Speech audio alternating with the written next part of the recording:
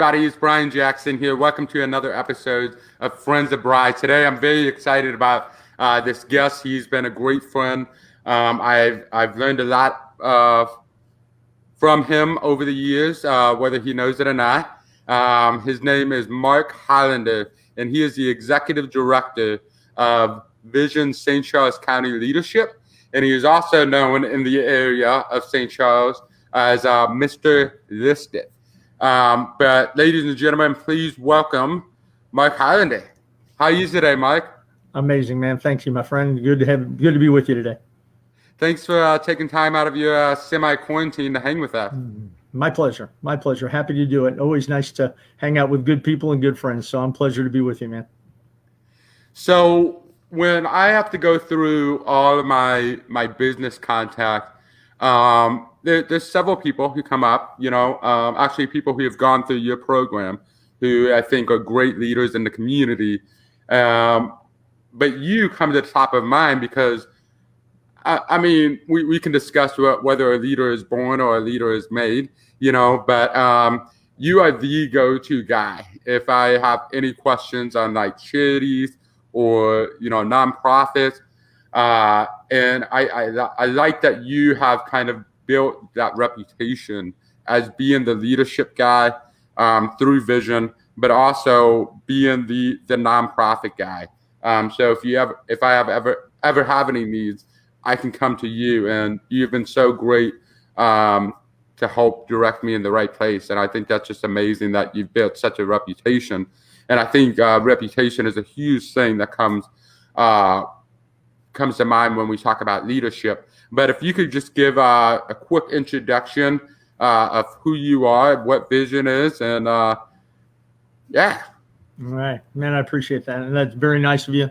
I appreciate those compliments. That's something that I hold in very high regard as far as being a contact or a go-to person within the community. But I assume the responsibilities as the executive director for Vision a little bit more than 3 years ago. It's a program that was originally born out of a couple of chambers within the area and started out as kind of a young professionals leadership organization, but grew to be an independent organization and kind of broke off in 1998 and ran independently without an executive director, but a 100% volunteer board of directors, and run very efficiently for about 20 years.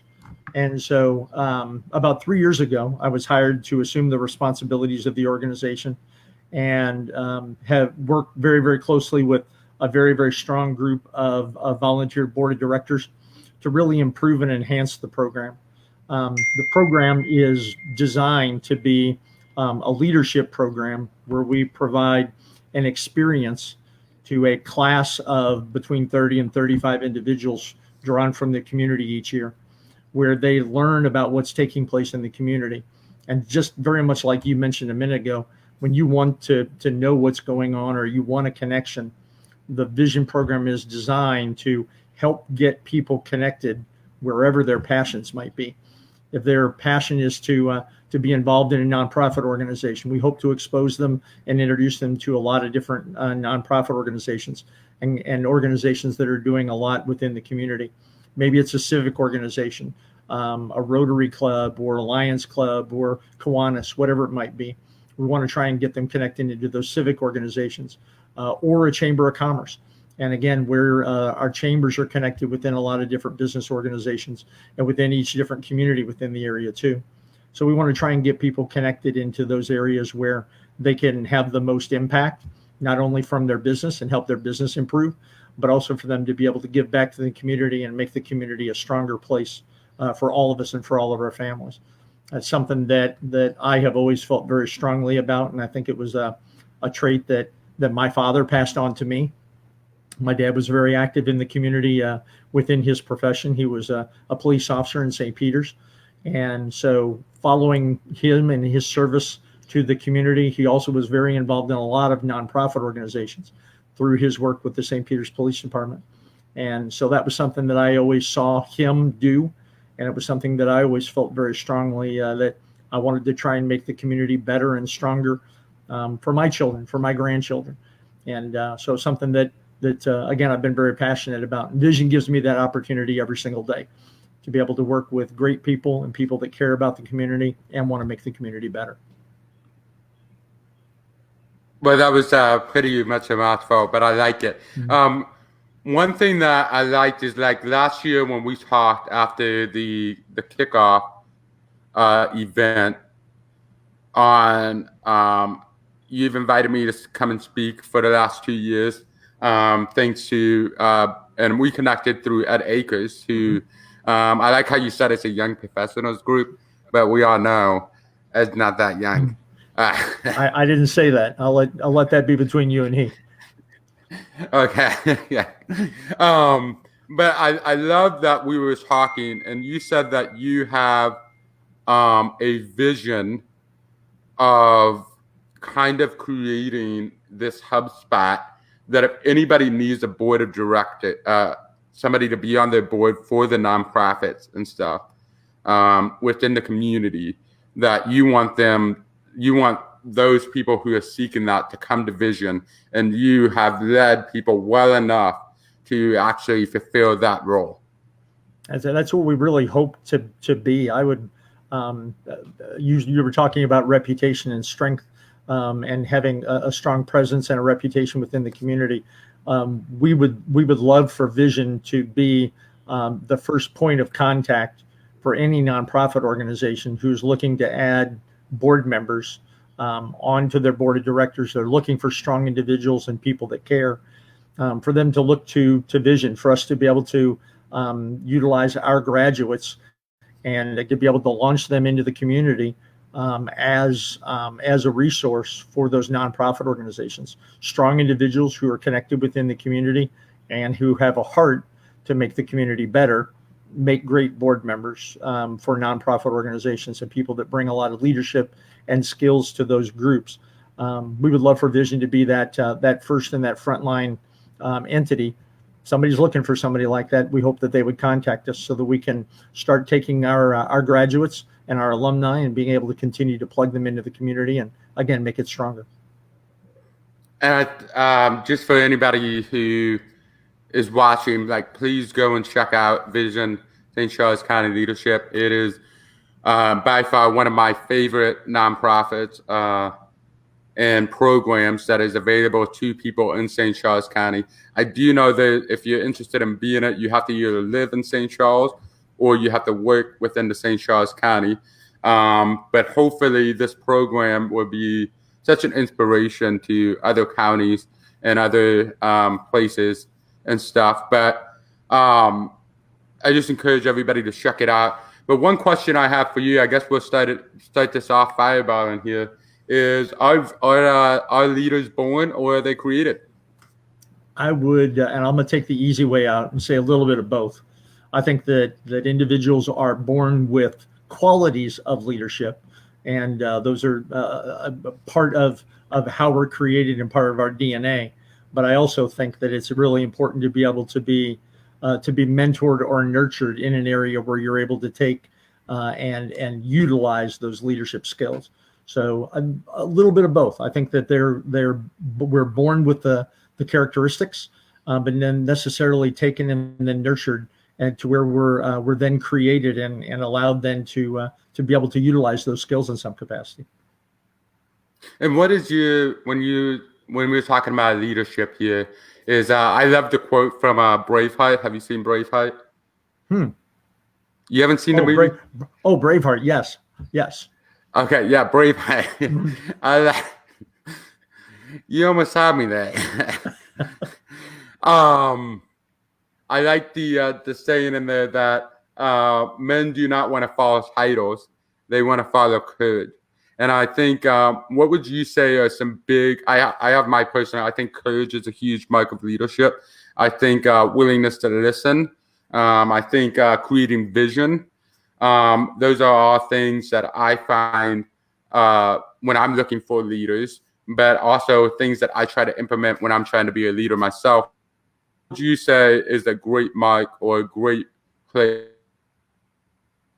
help identify good leadership? I would say that from my standpoint, I think authenticity, somebody being very real and very genuine. I've worked for individuals before who tried to be someone else and tried to emulate someone else, and that style always comes across as fake and not authentic. And so, an individual that knows who they are and they're comfortable in their own skin and they're able to be authentic and genuine, very real in their own personality and their own strengths, and again, not pretending to be someone else, is something again that I want to reach out and then follow and make sure that I have an opportunity to drop in behind that person, and I can get behind whatever they might be selling, might be sharing, might be whatever it might be within the community. And so authenticity is a big one for me, for someone to be very, very real. Courage, as you mentioned, that's obviously very, very strong. They're willing to be themselves and to stand on their own principles, their own strengths, their own laurels, and not be fake or just feel like they have to toe the party line or say something along those lines. But authenticity is one that really hits me all the time. I think, yeah, I think you're spot on. Authenticity is a huge one because people can smell fake from a million miles away. Like we think the people who try to do this, like they think they have everybody fooled, but it's like no. And I mean, the cool thing is like I feel like we can mimic certain people's leadership styles. That's not saying hey, don't listen to any other leadership styles. Like create your own. I believe there's nothing new under the sun. So I mean, we all kind of blend together. And this is kind of funny as a speaker. Whoever I'm watching as a speaker, I actually kind of mimic their body language when they're on stage and stuff. And it's really bad sometimes. But yeah, I think authenticity is huge because the world doesn't need another Mike Hollander. The world doesn't need another Brian Jackson. The world needs like who you are and what you can bring to the table. And sure, like take some tools from our tool shop and put them into play. But you got to learn to be yourself in a way that is inspiring. Because and here's another thing why the authenticity is important is because oftentimes when we're faced with like following a leader and then like somebody else tries to be that leader, we start saying, well, that leader failed so bad. So this guy who's not being authentic and trying to be that person is going to fail as well. And so you kind of lose that following when people find out like you're not really who you say you are and you're trying to be something you're not. No, very true. My very first job as a supervisor, I moved into a management training program. And as part of the training program within the bank where I was working, I was given the opportunity to travel around to about 40 different branch locations and substitute in each one of those locations. And what it did at the time, and I didn't really realize it immediately, but it allowed me to watch a manager or a supervisor in each one of those locations and say, man, I really like that about her, or I don't like that about him, or whatever it might be. And it allowed me to formulate my own management style, my own leadership style at that point, before I was actually given a chance to move in and actually lead a branch and have employees under me. But just like you mentioned a minute ago, I was able to step back out and grab qualities that meant a lot to me or something that's really spoke to me. And I was able to grab some of those qualities and really pour them into what I wanted to be as a leader and as a manager. And I think I guess the second question that comes to mind is, do we live in a world that is black and white where there are leaders and they are followers? I often get this question when it comes to leadership. Are there followers and are there leaders? Because I have my answer. Wow. That's a tough one. I think that given almost any situation, a follower could also become a leader or have leadership abilities or opportunities, I guess, depending upon given situations. But I think probably in most situations, though, I think you can take a leader, and you can take somebody that's a CEO of a bank or CEO of a corporation, whatever it might be, and put that person into a regular, a lower level job as a regular employee, and that person will naturally gravitate upwards into another leadership position. I think people have those kind of capabilities. So I don't know if I'm answering your question directly or not, but I think that most of the time leaders are leaders and followers are followers. Yeah, I'm going in, and you're kind of answering the question. You're answering the question there.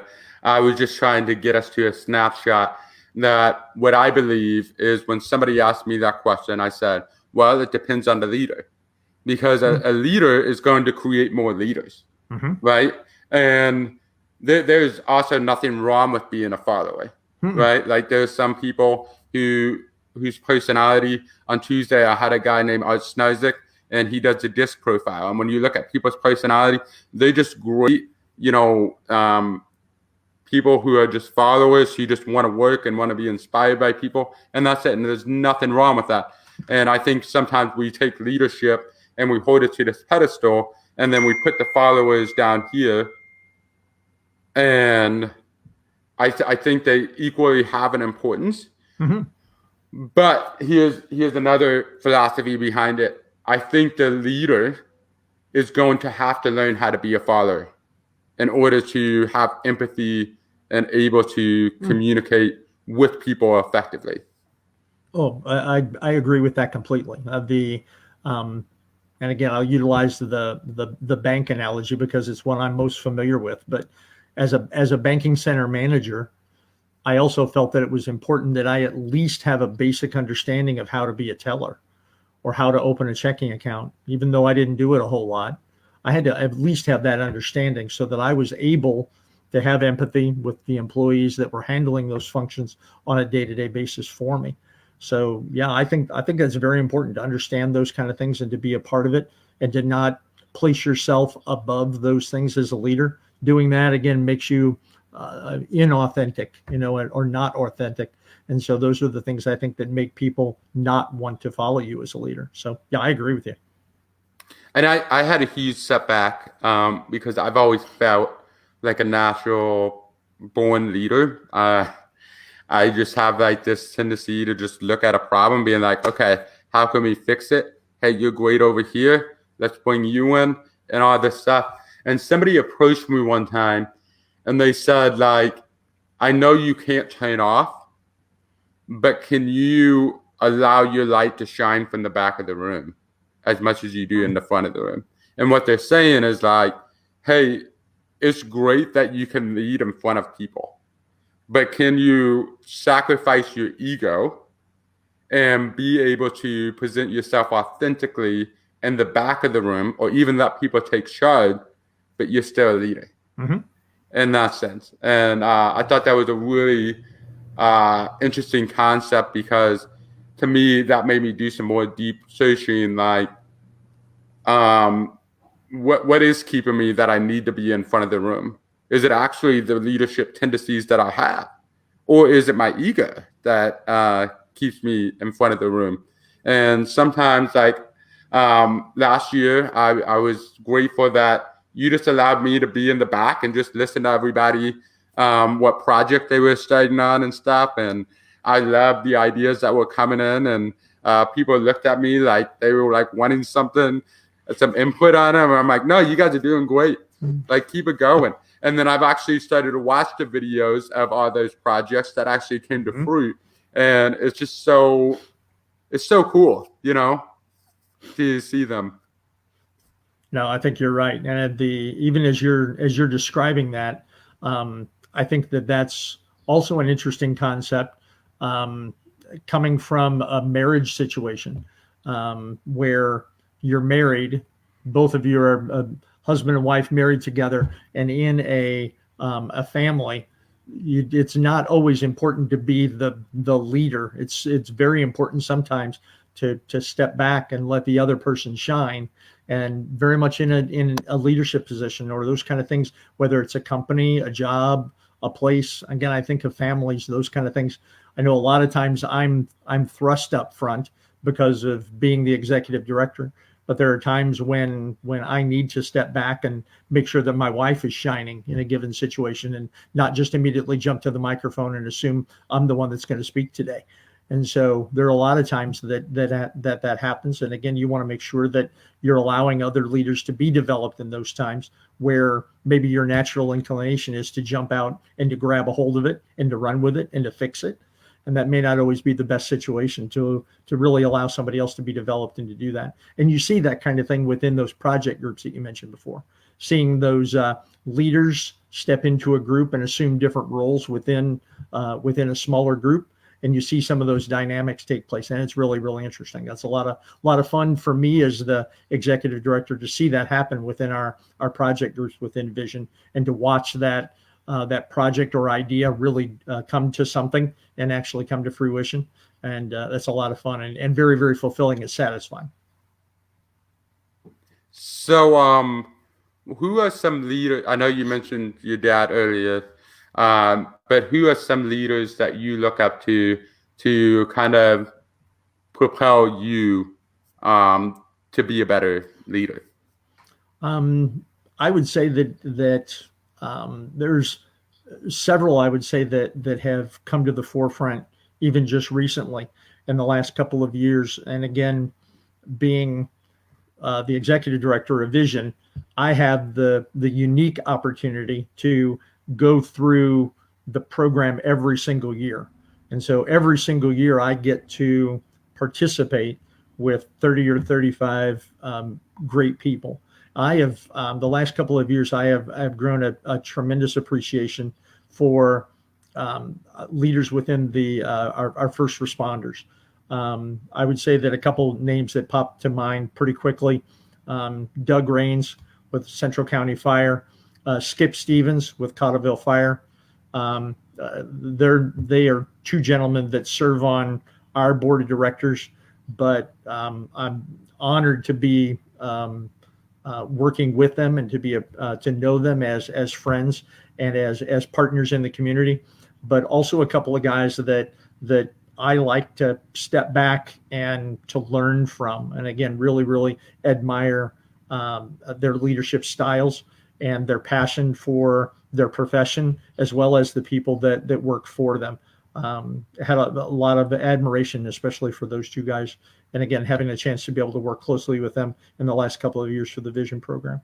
Another person that pops into my mind is somebody that was a boss of mine now probably 35 years ago. Her name was Ann Phillips, and she was the district manager over a bunch of banking centers for a bank that I worked for a long time ago. And Ann was someone who was genuinely authentic, was as passionate about the people that worked for her as the jobs she was responsible for. And watching someone be able to do their job and to do it well, and to then also have just an absolute love and a passion for the people that worked for her, was something that I tremendously admired as an employee of hers, knowing that she genuinely cared for me as a person and what was going on in my life, but also was going to hold me to a very high standard within my work responsibilities and my work environment. Again, those are three people that probably popped in my mind right away. And what would you say? One thing I love, I think John Maxwell says it, is he says a leader never stops learning. Mm-hmm. And so, what are some things that you, to kind of branch off that last question, what are some things that you are personally learning now? Even as a person who has been in management for now a long time, and being the executive director over a leadership organization, I think it would be foolish of me to say, "Hey, I'm there. I've made it. I'm done." there aren't things that I can learn from. There are shortcomings in my management style that are very much a part of my personality.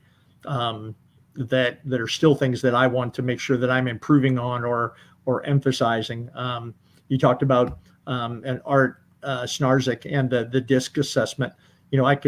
I've taken the DISC assessment a lot of times, and I know where I'm that high I guy, but there are also other areas where I need to make sure that I'm looking for or showing improvement. But um, confronting conflict is an area that I've never been good at, but it's an area that you have to make sure that you can't just let a problem sit and lie and fester. It's an area where I'm learning to make sure that I'm handling things diplomatically, but appropriately and strongly as a manager and as a leader within the organization. Those kind of things are things that I feel like I'm always working on to try and get better within the group and within the organization to make sure that we're stronger and better for things. And that's something, again, that just pops into my mind. I know something I'm not or have never really been good at, but something that I need to constantly be looking at and trying to improve upon.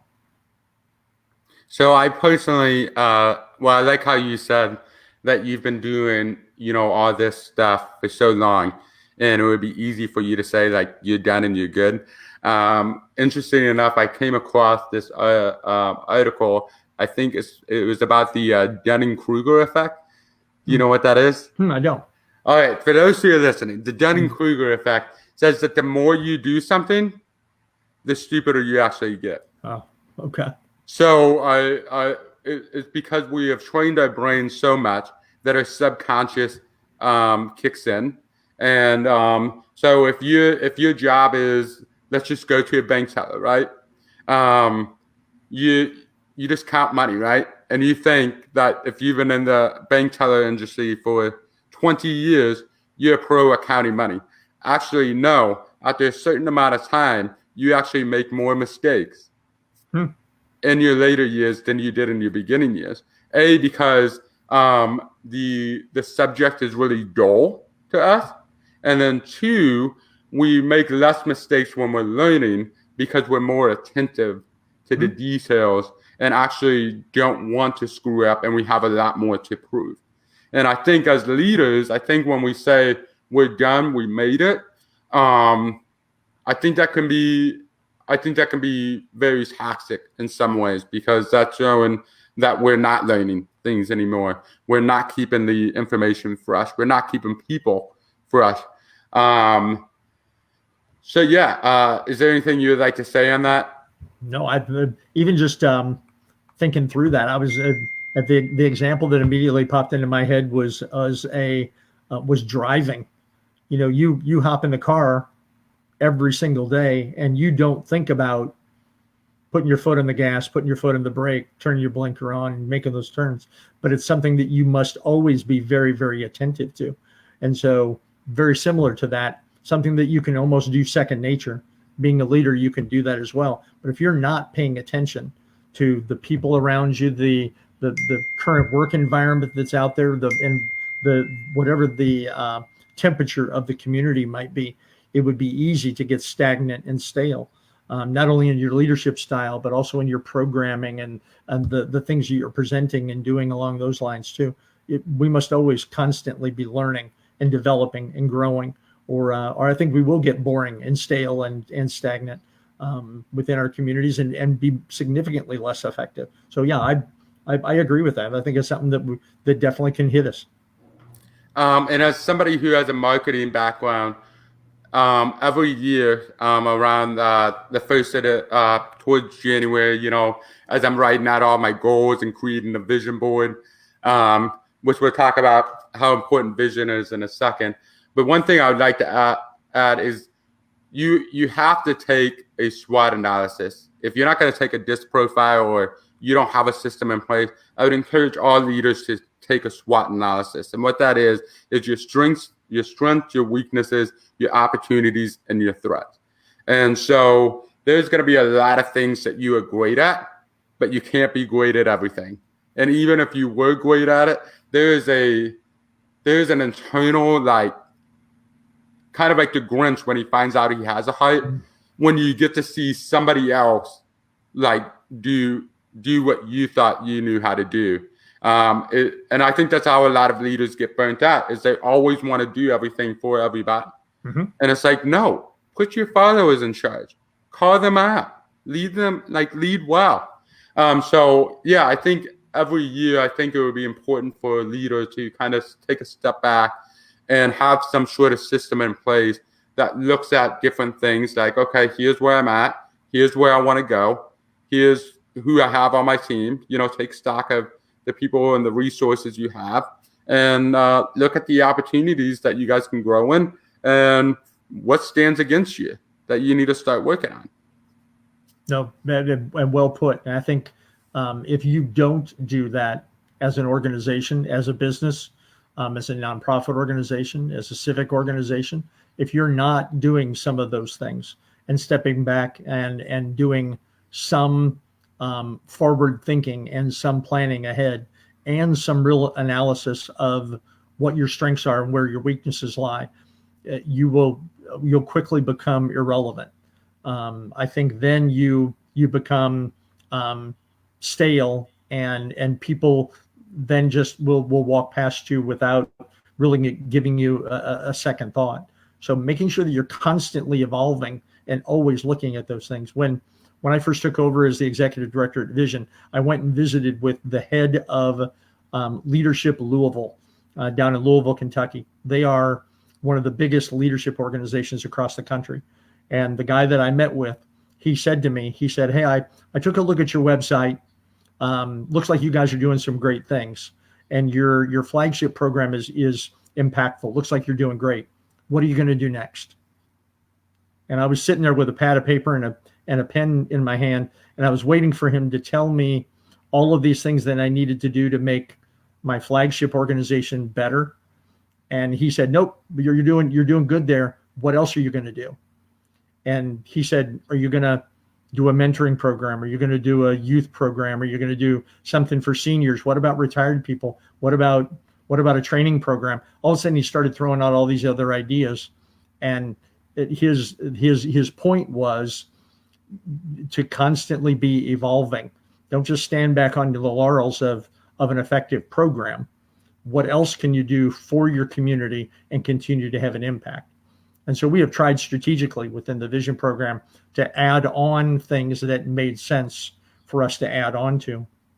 And again, things that were that would have a positive revenue balance for us, and things that again would be able to handle themselves from a financial standpoint, but also things that made sense within our community, things that our community needed for us to be able to do.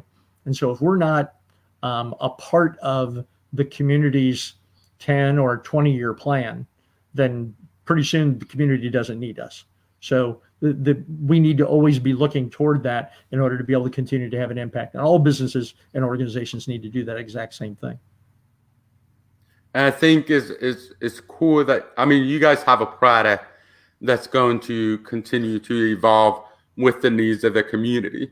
But where I also see a lot of organizations is they start off great as a organization that wants to solve a need or something, but then they shoot themselves in the foot kind of like 5 years later, because they realize, oh, if that problem is solved, then they won't need us anymore. Mm-hmm. And so that's why evolving is really important, because once you get your mindset on something, that's great, like build it up to the best it can be, but learn to evolve with that, because pretty soon when you get into that organizational problem, you start realizing you're just as part of much of the problem as the problem itself. Mm-hmm. No, well said. And I think from a nonprofit standpoint, you mentioned that earlier. There are a lot of organizations within the community that provide helps in some capacity, whatever that might be. And being able to genuinely step back and partner with other like organizations that are fulfilling a need in the community, and being able to partner together with them and join them in that helps is also very important. I have talked to people, and this has been many years ago, but have talked to individuals that basically said, oh, you can't help there, I'm helping there. You can't do that. I've already started a food pantry. You can't start a food pantry too. But man, if we partner together and create a better food pantry and be able to serve the needs of the community, there are ways for us to better do that as well. And so, again, to your point, making sure that we're evolving and partnering and helping and all of those things, and not getting old and stagnant. Yeah. Well, that brings me to my next part that I want to talk about in leadership is a great leader casts vision. A great leader builds vision for people. And right there, it says vision right there. I know, it says vision. So what kind of, so every year you have about 30 people coming to your program. How do you, not vision like the organization, but vision as in, right? Like, how do you help what is the first way that you help like put out a vision and lead them to come to fruit from that? And the name of our organization, that's not a mistake. So there's definitely a correlation there between what you're referring to, and again, the name of our leadership group. But what we really try to do, and again, being able to take the perspective of 30, 35 strong individuals within the community each year, and have them sit down and say, "Hey, let's dream for a minute. What are some things that are lacking within our community?" As much as I love St. Charles County, and I'm a lifelong St. Charles City resident and a huge advocate of our community and our county, there are some shortcomings and some things that need to be strengthened and improved within our community.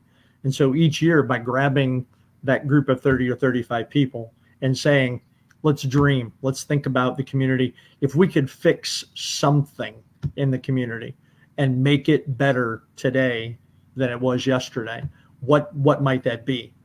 And allowing the class to go through that process and to think about, man, here's something that I really wish was different or wish was better.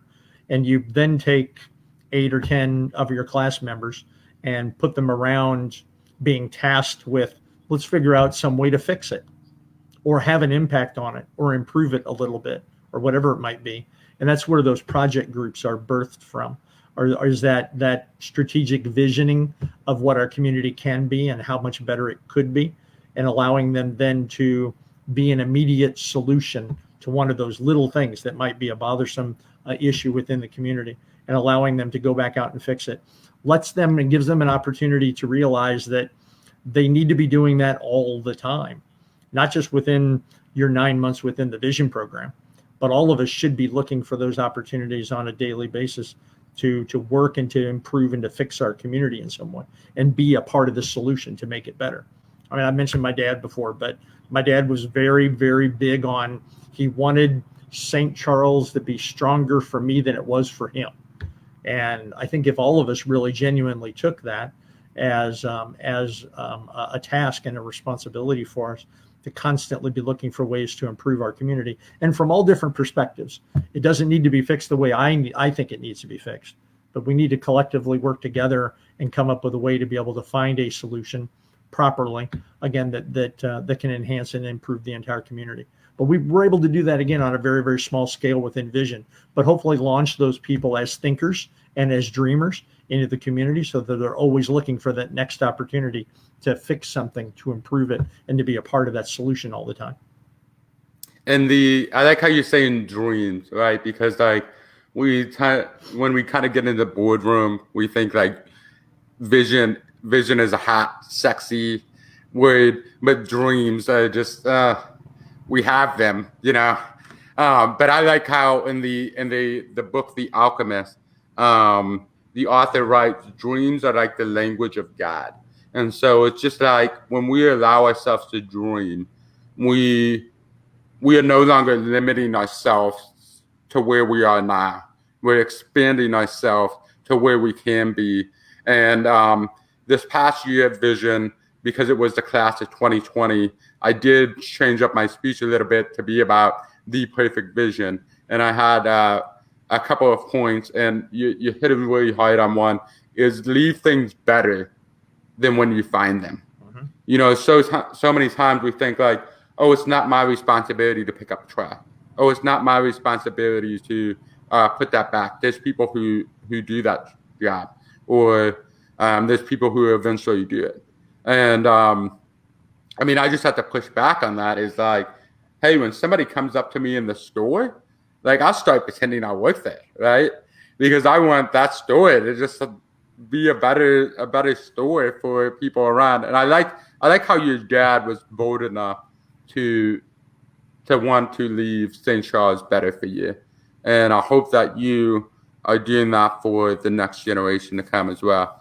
But I think that's a really noble thing when it doesn't become about us, it becomes about our community and to have the courage to affect the next generation of people. And I think another point I brought up in that speech is I always give 100% because you don't know who's watching. So if you always give 100%, then somebody just might catch you in your excellence. Mm-hmm. Agreed completely. And the class grabbed the Perfect Vision moniker. They created a group chat or group me chat link they're called Perfect Vision. That's what they go by, and that's the moniker that they've held on to throughout the entire year. So it's been a big part of what they have done. And I always you talk about being on and being at 100% all the time. I always kind of, whenever someone says that, I always think about a band who plays that one hit that they're really, really known for, and they played it a bajillion times, right?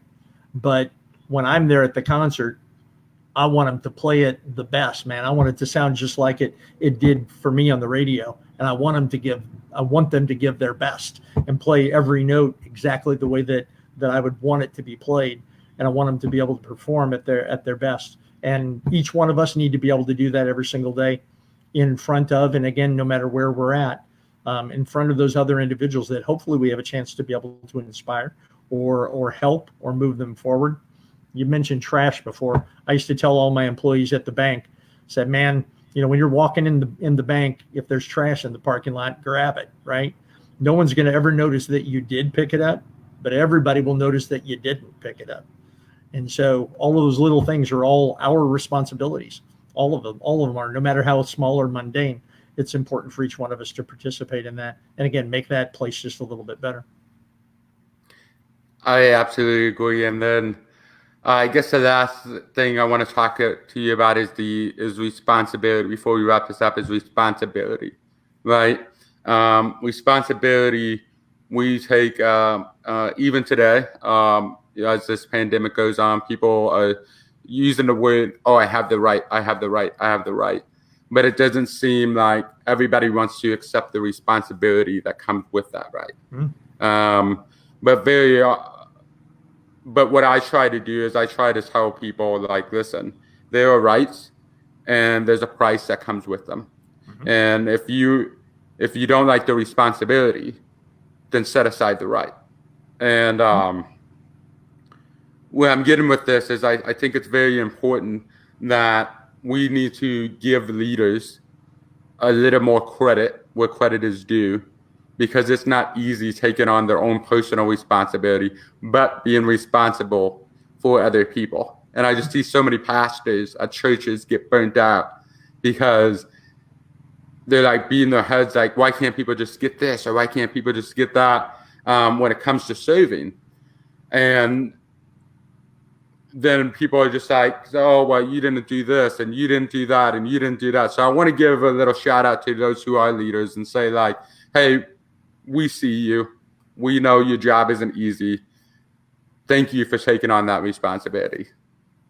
No, well said. Whether it's pastors, business leaders, community leaders, these individuals, whether they're governors or county executives or presidents, no matter where they are, every day giving these updates and being responsible to hundreds of thousands and dozens of people, no matter where, again, whatever the capacity might be. People that are stepping up and being leaders during this time. they've got a ton of responsibility and a ton of criticism. It's easy to criticize, right? Especially now when we're all sitting in our homes just watching TV and watching the internet all day long, and making sure I've got the cutest Facebook comment, right? I need to make sure that I've got the really one that really catches everybody's eye this week. But it's easy to be an armchair quarterback. But yeah, you're right. Those leaders that are out there now really pouring it on are the ones that are really on those front lines every single day. And they deserve a lot of credit right now and a lot of acknowledgement for the work that they're doing. You're exactly right. And it's not easy. You're talking about like people sitting on, like all of a sudden people became doctors, lawyers, like the mightiest professions. And and it's not bad to ask questions, like ask questions and like kind of try to get some feedback. But it's just so often like people are like, oh, what do you think of, and I don't want to get political. I just want to, oh, what do you think about the governor's response? What do you think about the president's response? And I was like, all right, let me just put myself in his shoes. We just had this massive outbreak. Don't know anything about it. Lots of unknowns. Then my mind just goes blank. I don't know how to make a decision. Oh, yeah. I'm just like, and so I'm like, hats off to them that I don't have to be that decision maker, right? Mm-hmm. Like, good luck with them. We'll see if they get elected or whatever. But that goes the same thing for any leaders. There's always going to be people out there that are going to think that they can do it better. And here's what I have to say: go do it. Mm-hmm. If you think you can do better, stop the talk and actually go put your money where your mouth is. Yep, we have made the joke a couple of times in board meetings before that if you're the one that's complaining, you're the head of that committee next year. You know, here you go. Let's fix it then, and let's not be the voice of dissent all the time. Let's figure out a way to improve it and be a part of the solution. I think you're exactly right. Taking a look at those people that want to just complain about it doesn't fix anything, doesn't help anything. And knowing that leader, when they make a decision, there are ramifications to that decision. And by making a decision, no matter what it is, they have to step back and to realize if I close down the community, then it's going to have this economic impact, this blah, blah, blah, blah, blah. These 8 things I know are going to happen. But then there's also 25 other things that they have no idea are going to happen. And they have to prepare for those things. So it's easy to step back and criticize and not be the one that's in charge of being able to help. We all need to have that in some way, to be somewhat empathetic in regards to that. Awesome. So before we go, what are 3 things, 3 words of encouragement that you have for everybody today? Words of encouragement. I'm going to say hope, because I think it's easy to get drowned in man, I got another week of this, or I got to stay over here, or whatever it might be. So hope right now, I think, is something that's big, where we need to make sure that we're looking forward toward hope. I would say, and you used the word earlier today, but it's kind of my word for the year, is courageous, and not being afraid to step out and to be bold, not only in my faith, but in my stance and in my position and in the skills that I know I possess and the calling that I believe that I've been given, and one that I need to step out on. So I would say hope, courageous, and number 3, I'm going to say faith, because I think that we all need to have strong faith in our community, our government, our environment, the jobs where we have those kind of things, to be able to put our faith and hope in those kind of things. Those are probably would look good on a t-shirt, right? Faith, hope, courageous, would look okay on a coffee cup or a t-shirt. But those are things, again, that I try to live by and hold myself to personally, but things I think that really ring true in the environment that we're in today. Wise words from George Michael. Faith. That's right. Oh, I like it. Got to have faith. Got to have faith. Okay, yeah. You don't want to see me dance. That right there was the extent of it right there, Brian. So how can people find you, and how can people find Vision? And how can people find Mr. Lister? Oh yeah, let's chat that too. Visionleadership.org is our website.